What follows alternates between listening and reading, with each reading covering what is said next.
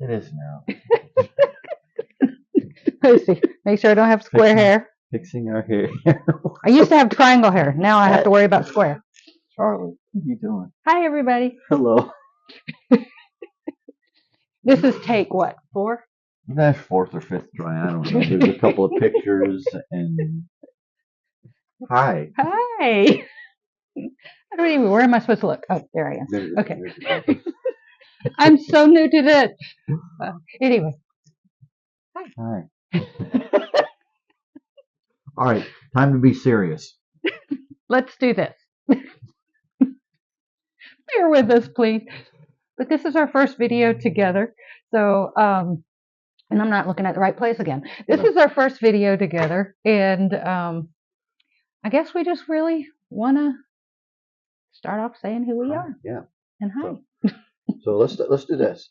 We decided to call the channel "Caring for Each Other," and that's because the both of us now have health issues, and we're learning how to deal with that, what that means for us, for our future, for our life together. So, do you wanna start? You wanna talk about what do you want to talk about? Me, you? We could start with, I guess, me first. But let's try this again. I accidentally cut us off when I was doing all the. Oops! Don't want to do the hand motions again because I might cut us off again. Anyway, I talk with my hands. I'm sorry. The disorder I have is pseudo-obstruction disorder, and it causes pretty much, at the worst of it, my whole digestive tract will shut completely down. And of course, that means a hospital visit. It means NG tube suction through my nose into my stomach, sucking everything out. I know that's a little more than you probably wanted to know. It's not fun. But for all the other times, my disease has progressed so much so that I no longer can eat solid food. And and it's been about, let's see, 2019, it's 2026 now. Working on 7 years. Yeah, so it's been a long time since I've had a full meal, solid meal. But anyway, I get my nutrition through drink. Actually, I get it through Kate Farms. It's a peptide drink that's already pre-digested. And then since my stomach can only tolerate so much, I'm trying to get a little bit of it without a central line where I can get TPN, which is total parenteral nutrition. I said it. I have a hard time saying that word. And so that is where I get a lot of help. He was laughing at our cat. Our cat just keeps running behind. We're on our table and pins. Anyway, I hope the camera doesn't fall. But long story short, that is the biggest health condition I have, that I need a lot of help. I can do a lot on my own still, but there are times that I really need a lot of help from him. Because some days I don't have good days, like right now. And just getting out of bed is a chore. But that's me. And yes, that's perfect. Now it's your turn. So because of that, we've had a lot of practice with her at the emergency room and the hospital, needing help and needing me to help her do things around, and whether it's help with her healthcare, help with just support her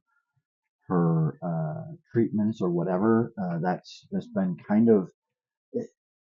I don't like the role of caregiver, more like care partner, because she doesn't need all the help. She doesn't need me constantly doing things for her. But I've been in the family seat at the doctor's office for a lot of years, and then been the one who's been there to help out, support, remember things when we don't think about it for the doctors and all of those things. So now, here in the last well, year and a half or so.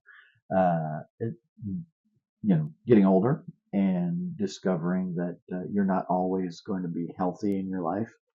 So, about a year and a half ago or so, my primary doctor, and I had an echo done years and years ago, and that's an ultrasound on the heart, and I was supposed to get that repeated. So we had that repeated. Then I went and visited with a cardiologist. Then I had my first MRI. Yay. Turns out, in case you don't know, a cardiac MRI, longest MRI that they do, takes a long time. I fell asleep I a don't. couple times. And it turns out that I have a valve, the aortic valve in my heart will need to be replaced because it's bicuspid valve. It's not, most valves have three prongs. Mine's got two, and so it's going to need to be replaced. It's caused the beginning of an aneurysm, so they're tracking that. And at some point here in the next year or so, a little bit longer, I may have to, well, not, I will have to have that valve replaced and that aneurysm repaired. Additionally, I was just recently diagnosed with chronic lymphocytic leukemia, which, you hear words like chronic and leukemia, and those are words that create scary feelings because you don't know what that means. But we had an appointment today, and just talking with another doctor, and uh, when we were done talking, he said, "You've done all your research. You know what it is that this is all about. You know all that we're going to do, and you know that we're not going to treat this. You know that it's going to be there for the rest of your life. And now that you know that, forget about it and live." And so what that really means is that based off of all of the data they have is that I'll live with this thing for potentially a very long time. It's something that some people say you die with, not from. So that's a phrase I never thought I would be uttering. So we'll add that to our adult bingo card. But I have to stop you just for a minute there because one thing that we realized, especially when your doctor said that, there are two ways that we can handle different situations as patient and care partner. And we both have, like for instance, what he said about forget about it. What was your response? Yes, I'm going to forget about it. We're Mine, going back. Yay! no. It's back See, there in the background. It's not a problem mine, anymore. no. Mine, I was forget about it. Can't forget about this. It's cancer. How can you forget about cancer? And I'm not that personality. He can forget about it. Just, and you know what? It's going to be constantly in my head. And I just thought to myself, easier said than done, right? Yeah. We both, and that's the same way with all of you out there that if you're a caregiver or care partner, he got me on that word, so I got to learn that because I love that better too. If you're a care partner or if you are the patient, either way, or if you're both care partners, we got to understand each other's personalities, I guess. I guess that would be the only way to say it, and how we handle things and be understanding of that. And this is going to be the hard part because he's going to want to forget about it. Well, because the doctor told him to, and really I should too. But at the same point, I got to honor that and just let him forget about it. But on the other hand, he has to honor my point too. And while forgetting about it, remember that I can't forget about it. And so we got to address, I guess, both of our Yeah, I mean not problems, but we're two different people, and we've done things differently our whole life together, and this just goes to kind of the way things have been just in general, right? as I'm often accused of, and I won't tell you who accuses me. Anyway, I'm told a lot to just tell the doctor everything. Don't downplay things because I tend to say, well, I feel fine. I'm doing okay. I told the doctor today, I'm looking around. I'm in an oncologist's office, and I'm looking around. I don't feel like I have cancer, and I felt very validated when he said, "Good, keep that feeling up. That's where I want you to be." And at the same time, it's there. It's something that we are one day maybe have to deal with, but it's there. And and I can't just discount and say, well, get over it, because that's not how that works. Where we deal with things differently. Mm-hmm.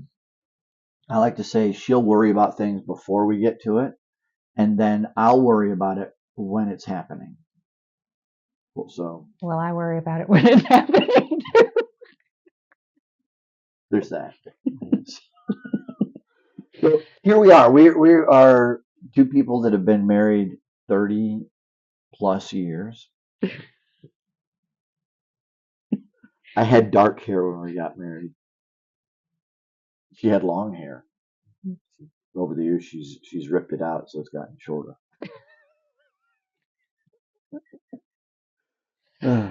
But we've been through some ups and downs and goods and bads, and we're gonna share some of the lessons we learn. We're gonna share what we're learning about ourselves and each other.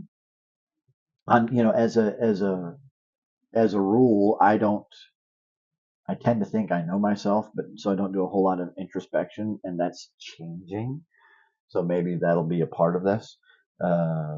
We may get some videos as we're going for walks or going for drives or into or out of appointments, travel. We'll be traveling for different things as we go, and just trying to encourage other people while we're trying to encourage ourselves and each other, and spend And some time caring for each other. and also, if there's anything like someone said on my video I did last, there was a bunch of car noise. If there's anything, we're just learning this, and well, I'm just learning this. He's used to recording, but please let us know if something's bothering you in the background. And like I keep accidentally hitting my microphone. If you'd rather me not have a microphone, I won't have a microphone, because this is, yes, we're going to be kind of doing this about us, but it's also, there's a lot of other you guys out there. You've been patients, you've been care partners, you've been the soul care partner. We want to kind of, I guess, build a community of care We'll figure partners this thing out together. and just kind of help each other. So I guess this is our first couple video. Yeah, here we are doing things. See you again soon. All right. Hey, don't forget, Jesus loves you. And so do we.